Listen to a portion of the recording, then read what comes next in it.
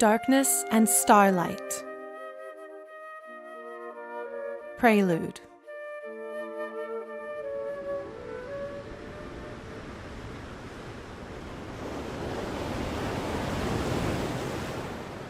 Up here on the cliffs, the wind howled, roared, as though it gave voice to the agony of the dying world below. She had run without thinking, blinded by tears, fleeing the dilapidated shack she had only just begun to think of as home, leaving behind her own failure to make any difference, the last failure in a long line that had started the day she first spoke up against the Emperor and that had continued without ceasing ever since. Would they have been victorious that fateful day if her blade had struck true in Kefka's heart? Would the world still live? If only she had been stronger. And even if not, if that defeat had been inevitable, could she at least have saved her one companion, the only other survivor on this godforsaken island? Sid's eyes had been open in death, not even allowing her the comfort of imagining he was just asleep. His final breath left her entirely alone, with no companions but the dead and the dying.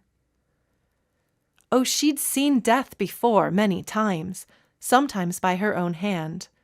But there was a difference between the numbed awareness of a fallen foe's life slipping away on the battlefield and the loss of a friend succumbing to illness or despair. Did you really think it would turn out any differently? Any of it?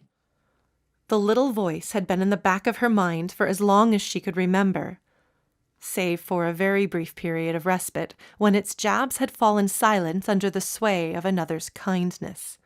But now it spoke louder than ever. Once it had told her she would never be good enough, no matter how hard she trained or how far she pushed herself. Later, it had questioned her actions. Just following orders? Accused her of forfeiting her soul, then mocked her for trying to leave, for wanting to set right some of what she had made wrong. This around her, this ruined landscape, this choking haze clogging her lungs, as she stood, a single solitary figure silhouetted by the setting sun, quite possibly the only soul left alive in the world. This was never meant to be. That she would survive, and the world would perish, was the very inverse of what she had long hoped for. Fate had a cruel sense of humor. The wind howled. The waves far below crashed against jagged rocks where the others who gave in to despair had found their release. And here on the cliffside, the air reeking of salt and ash and rotting fish, with the smoky red-hued sky above, she stood overlooking the sea as her hair swirled around her, wild as a madwoman's, and truly she felt mad. Dried tears crusted her cheeks. Salt rimmed her eyes. Something pale and white fluttered among the long, straw-like grass clinging to the rocky cliffside. It drew her attention from the waves, quieted her mind for just a moment with curiosity. And then, because the world was vicious and cruel and unrelenting, she realized that it, too, was dead. A dove prone in the grass, with its neck bent at an impossible angle. Everything would die soon. The sickly fish who nearly swam into her nets, the gaunt rabbits who found little nourishment from the parched grass, the spiders with their legs curled up beneath webs that had caught nothing in days. The entire world was winding down, as though Kefka had cracked it open, and now the last of its essence was slipping away, leaving nothing but the corpse of a planet.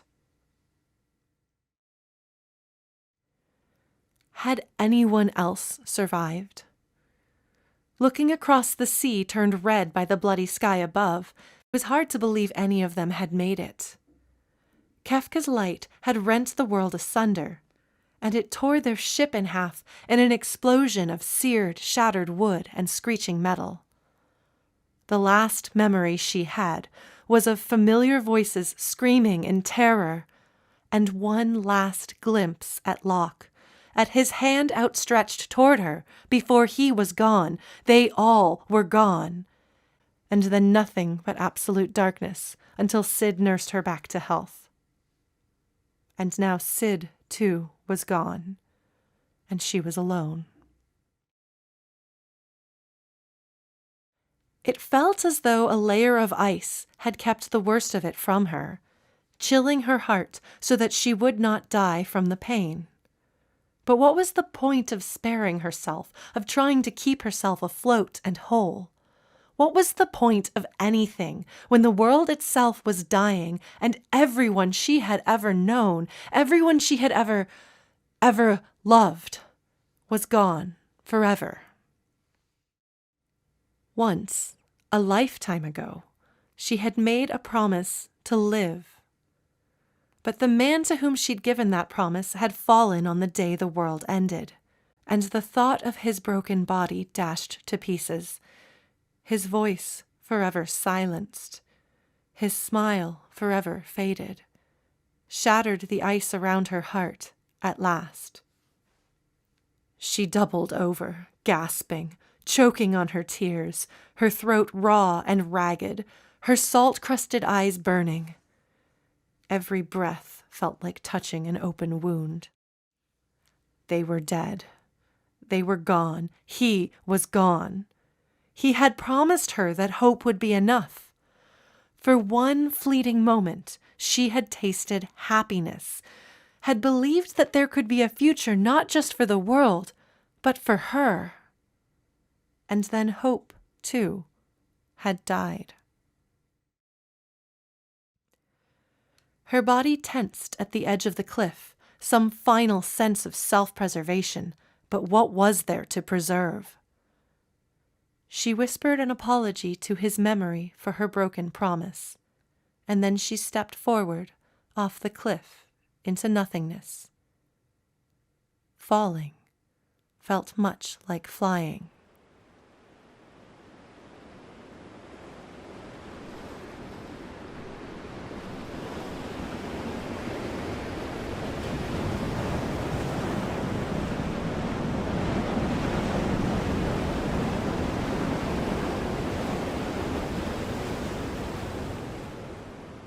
Cold, pain, darkness, thrashing, flailing, coughing, swallowing water instead of air, coughing again, the world reduced to dark, frigid waves, raising her up and then plunging her down again.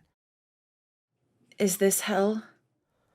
Her mind struggled to make sense of the chaos around her. Then she was on her knees on slick, wet sand, retching and hacking up water, some part of her keeping her alive when the rest of her would not. Her head throbbed. Her fingers had gone numb, and her lips, and her toes. She collapsed on the sand and was still for a long, long time. You can't even kill yourself, the voice sneered at her. Did I ask you to save me? She muttered.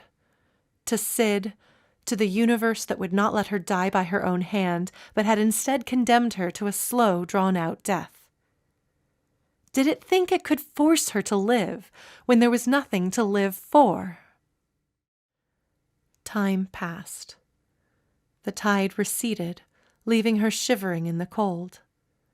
Feeling returned slowly to her extremities with an old, familiar ache. Overhead, a handful of stars shone through the haze, dim and distant. A sound startled her, and she winced, instinctively covering her face with her hands. The noise came again, a gull's cry so close it hurt her ears. She rolled onto her side and squinted at the creature standing only a few feet away. It cocked its head at her. When she didn't move again, it let out another indignant squawk.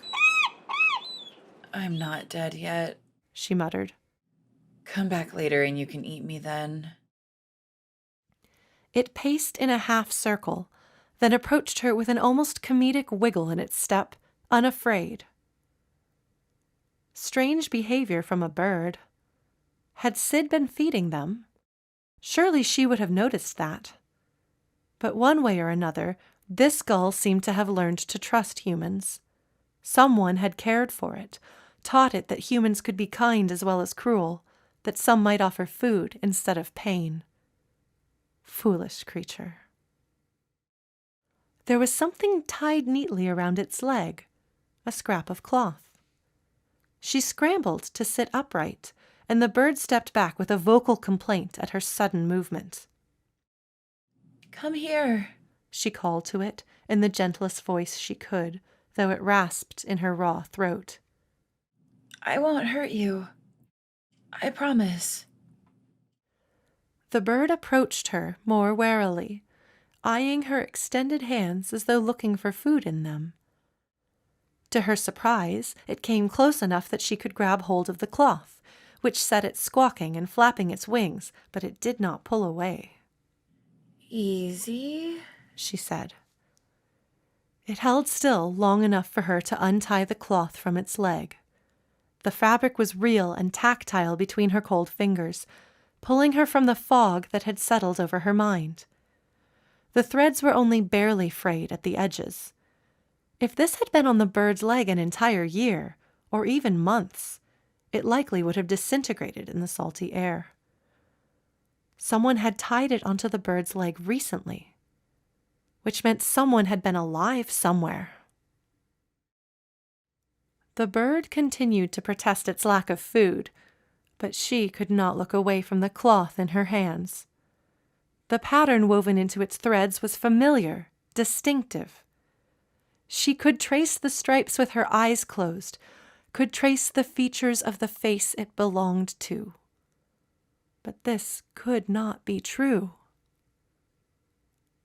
Someone had seen an injured bird and earned its trust through patience, kindness, a gentle touch, and a caring heart. Could it be? Impossible. Improbable. And yet.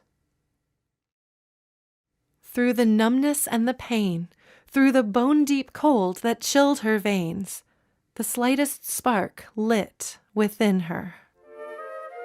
And maybe that would be enough.